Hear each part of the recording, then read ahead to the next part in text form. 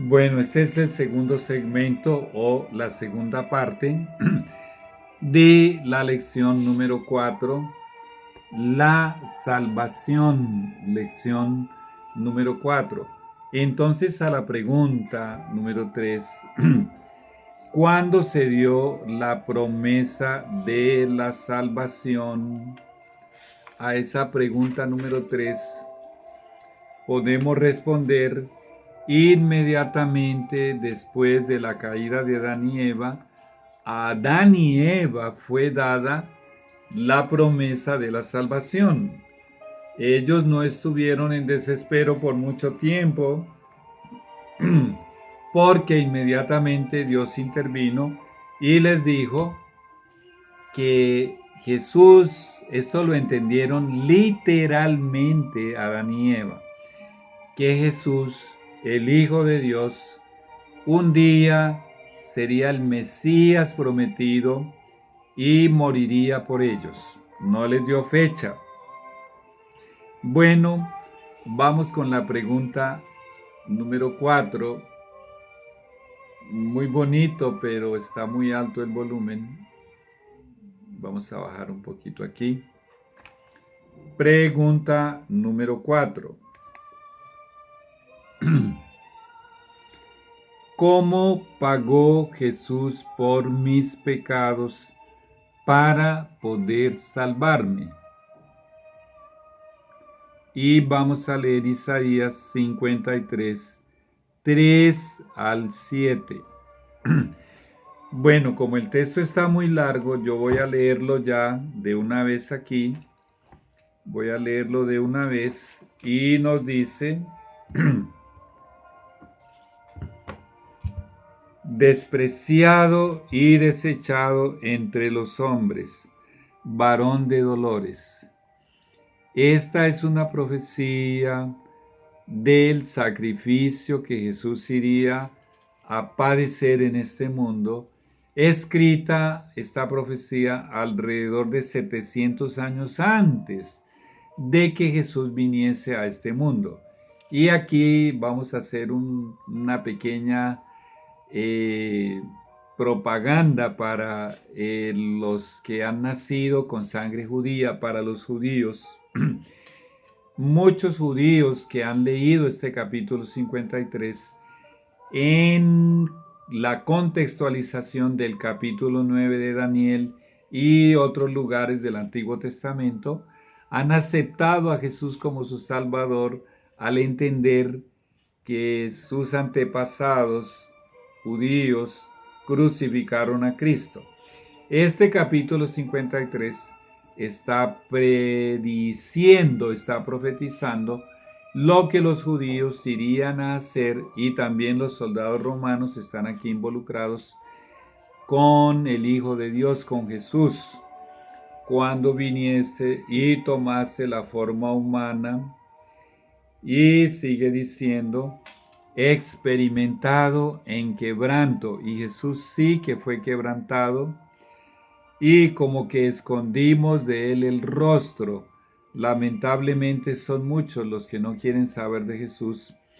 Fue menospreciado y no lo estimamos. Si hay alguien que haya sido menospreciado, es Jesús. Ciertamente llevó él nuestras enfermedades y sufrió nuestros dolores, y nosotros le tuvimos por azotado, por herido de Dios. Herido de Dios. En realidad, esto significa que Dios permitió que él fuese herido por mí, por mis pecados y por los tuyos. Y sigue diciendo: molido, mas él, y le tuvimos por herido, y nosotros le tuvimos por azotado, por herido de Dios y abatido, mas él herido fue por nuestras rebeliones. Escucha esta palabra: molido por nuestros pecados. Jesús fue azotado 2 veces con 39 latigazos. Y esto era demasiado cruel y dejaba a la persona sin fuerzas y le ocasionaba muchas heridas en las espaldas, de las cuales sangraba mucha sangre. Jesús perdió mucha sangre y además tenía la corona de espinas, y él había comido su última comida, que fue la última cena, el jugo de uva puro, sin fermentar, con pan, el jueves en la noche, poco antes de ser arrestado. Eso fue lo último que él comió, porque no tuvo desayuno y no tuvo almuerzo, y ni siquiera un vaso de agua le dieron para beber, y él estaba muy debilitado, y en estas condiciones fue torturado. Y sigue diciendo, el castigo de nuestra paz fue sobre él. O sea, la única manera que Dios encontró para traernos paz a nosotros en este mundo de violencia, y muchos han sido víctimas de la violencia, fue permitiendo el castigo de su Hijo, y por su llaga nosotros fuimos curados. Todos nosotros nos descarriamos como ovejas. Mira cómo el Señor nos llama a sus ovejas descarriadas. Es una expresión de amor. Cada cual se apartó por su camino, mas Jehová cargó en él el pecado de todos nosotros. Está hablando del pecado de los que habían vivido en el pasado, de los que estaban viviendo allí en el pecado en el presente, en el momento en que él estaba siendo azotado y después crucificado, y también los pecados de los que aún iríamos a nacer e iríamos a pecar. Por eso te incluye a mí y me incluye a mí. Angustiado él y afligido, no abrió su boca. La mayor parte del tiempo Jesús estuvo en silencio cuando los sacerdotes lo incitaban, y Pilato también una y otra vez: no dices nada, no contestas nada a todas las acusaciones que se te están haciendo. Únicamente habló cuando vio que era productivo, que el responder en ese momento serviría de alguna cosa. Y sigue diciendo, como cordero fue llevado al matadero. Juan capítulo 1, versículo 29, contiene las palabras con las cuales Juan Bautista presentó a Jesús al mundo por primera vez, cuando lo vio venir hacia él por primera vez. Por cierto, después de que había pasado, cuando iba a ser bautizado por Juan, dijo: he aquí el Cordero de Dios que quita el pecado del mundo. Y recuerda que Adán y Eva fueron vestidos por Dios con las pieles de 2 corderos que ellos mismos sacrificaron. Y esta es la mejor evidencia bíblica de que Adán y Eva aceptaron a Jesús como su Salvador, creyeron en la promesa y la aceptaron. Como cordero fue llevado al matadero, y como oveja delante de sus trasquiladores, enmudeció y no abrió su boca. La mayor parte del tiempo estuvo en silencio, pero habló solamente lo esencial, y cuando era vital hablar. Si alguien respetó esta regla de oro y la aplicó en su propia vida, que el mismo Jesús dio: sea vuestro hablar sí, sí, no, no. Ese alguien fue el mismo Jesús. Entonces, ¿cómo pagó Jesús por nuestros pecados? Pregunta número 4. Bueno, él pasó por un ayuno de 40 días y 40 noches para poder quebrarle el poder al apetito pervertido. El pecado entró en el mundo por el ceder al apetito. La primera tentación presentada a Jesús fue la tentación a complacer el apetito, y el apetito es lo que más poderosamente está utilizando y siempre ha utilizado Satanás para nublar la mente, para debilitar el sistema digestivo y para debilitar el cuerpo y para destruir la raza humana, para quebrarle el poder al apetito. Jesús ayunó 40 días y 40 noches.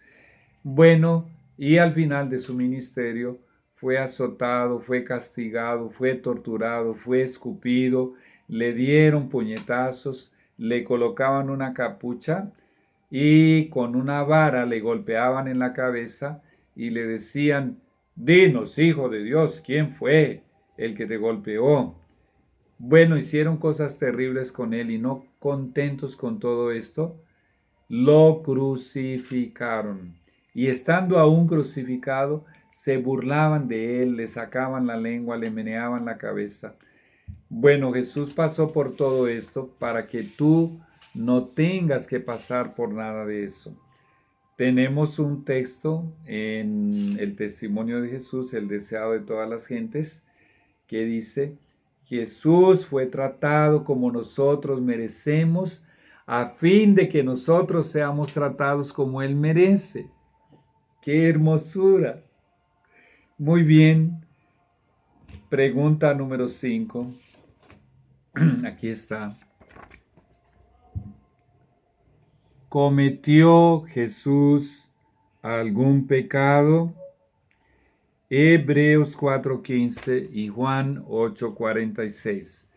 Bueno, yo voy a leer el texto directamente para ir un poquito más rápido. Veo que se me está yendo el tiempo. Hebreos 4:15 dice: porque no tenemos un sumo sacerdote. Sumo sacerdote es uno de los tantos títulos que Jesús tiene en la Biblia. Un sumo sacerdote es el único sumo sacerdote.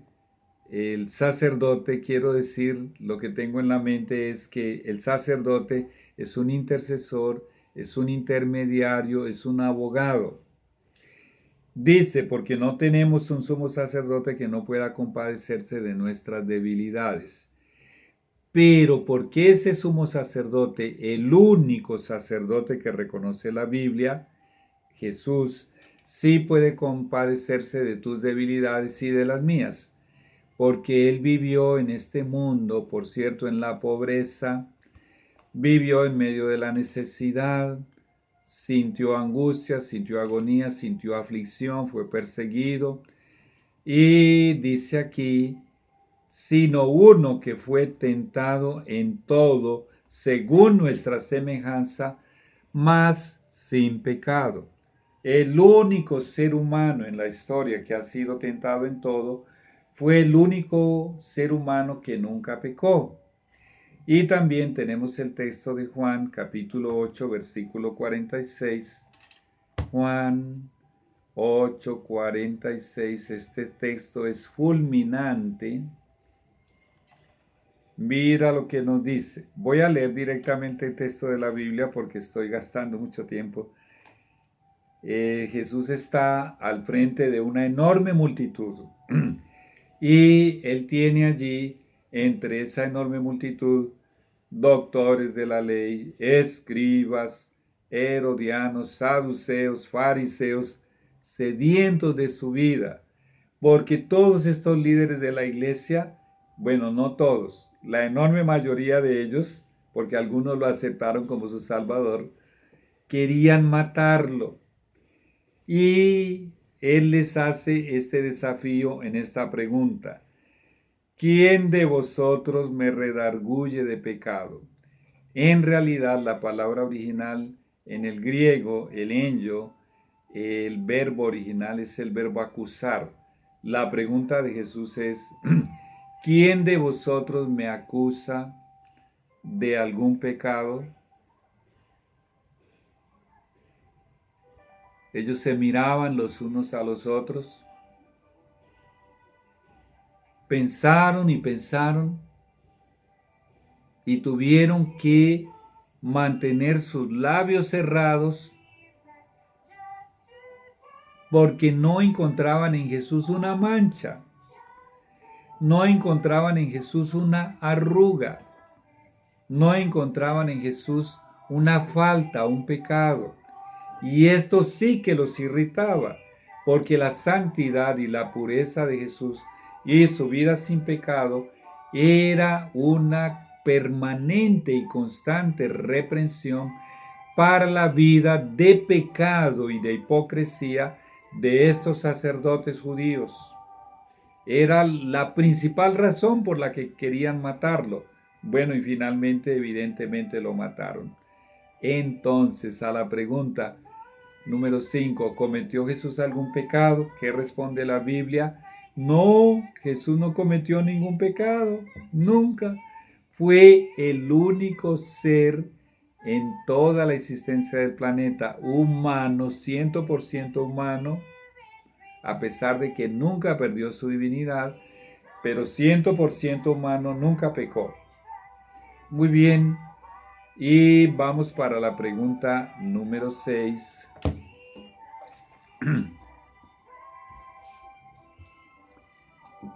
¿Qué hizo Dios con su Hijo Jesús para salvarnos? Segunda de Corintios 5:21. Bueno, y si tú lees rápido ya leíste la respuesta. Dice en Segunda de Corintios capítulo 5, versículo 21. Dice lo siguiente. 5:21. Al que no conoció pecado significa que nunca hizo, nunca cometió, nunca participó en ningún pecado. Por nosotros lo hizo pecado. ¿Quién? El Padre dice que lo hizo pecado, para que nosotros fuésemos hechos justicia de Dios en él. Perdón, tan frío acá. Bueno, por nosotros lo hizo pecado. En realidad es como si Jesús hubiese absorbido todos los pecados de todos los millones y millones de seres humanos que ya habían muerto, que estaban vivos y que aún no habían nacido e irían a pecar, y Dios lo castigó a él por todos esos pecados. Eso es increíble, eso es increíble. Eso es lo que Dios llama justicia. El pecado, por la justicia de Dios, tiene que ser castigado. Y el Padre lo castigó en su Hijo para que tú no seas castigado. Porque el castigo del pecado es la muerte eterna. Muy bien. Y vamos para la pregunta número 7. Pregunta número 7. ¿Todos los seres humanos somos pecadores? Romanos capítulo 5, versículo 12 nos dice, Romanos 5, 12, vamos a leerlo. Dice, bueno, voy directo a los textos. Por tanto, como el pecado entró en el mundo por un hombre, está hablando de Adán, y por el pecado entró la muerte, qué triste y qué doloroso, así la muerte pasó a todos los hombres. ¿Por qué? Porque todos pecaron. No existe hombre que no haya pecado, con excepción del hombre Jesús, el Hijo de Dios. Todos somos pecadores. Y esta declaración de tener ese título de pecadores, lleva a una pregunta muy, muy importante. Es la pregunta número 8. ¿Qué es pecado? Y Primera de Juan, capítulo 3, versículo 4, ya lo habíamos visto, contiene la respuesta y la mejor definición de pecado de toda la Biblia. 3:4 dice, todo aquel que comete pecado infringe, o sea, desobedece también la ley, pues el pecado es infracción de la ley. Este texto comprueba que la prueba de fidelidad que Dios le colocó a Adán y Eva de no comer de los frutos del árbol prohibido, del árbol de la ciencia del bien y del mal, simbolizaba la ley de Dios, porque aquí dice que Adán y Eva pecaron y que pecado es la infracción de la ley de Dios. Muy bien. Pecado es la desobediencia a la ley de Dios, la transgresión de la ley de Dios. Y ya estamos con 20 minutos y 56 segundos. Pregunta número 9. Bueno, entonces, pregunta número 9. ¿Qué debemos hacer para ser perdonados? Primera de Juan, capítulo 1, versículo 9. Bueno, esto está en el contexto de muchos otros textos. Viene a mi mente ahora Hechos 2:38, arrepentíos. Hechos 3:19, arrepentíos y convertíos. Y Juan nos dice, si confesamos nuestros pecados, Él es fiel y justo para perdonar nuestros pecados y limpiarnos de toda maldad. Confesión. Primero, reconocer que soy un desobediente de la ley de Dios. Es un pecador. Segundo, confesar todos los pecados de los que yo tenga memoria, que me acuerde. Y de aquellos de los que yo no me acuerde, cuando haga mi confesión, debo decir, y Señor, perdóname también aquellos pecados de los cuales no me acuerdo.